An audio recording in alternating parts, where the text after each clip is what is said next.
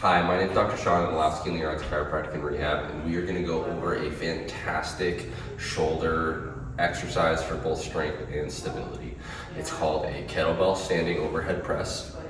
A lot of times when we think of pressing movements, we think of a bench press, an incline, decline, flat bench, or a military press done with a dumbbell. This exercise is utilized as a kettlebell, which loads the exercise a little bit better to get total range of motion and strengthen your shoulder at end range flexion, which is all the way up over your head. So it's built off of what's called the rack position.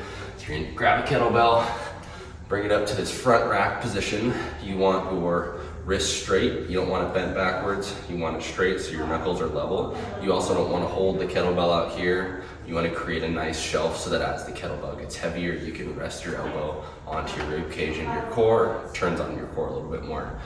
Before you press, you're going to tighten your quads, squeeze your glutes, turn your core on, push the floor away.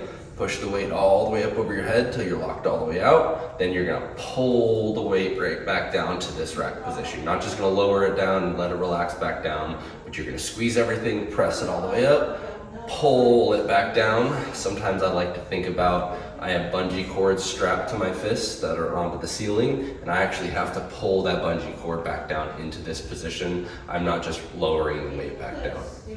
So, like I said, this is a great exercise. You can load it a couple different ways, either to use it to get a little bit stronger, whether you're trying to push that strength barrier, or whether you're trying to learn how to stabilize and kind of get your shoulder a little bit more stable to get at some point to that strength spectrum.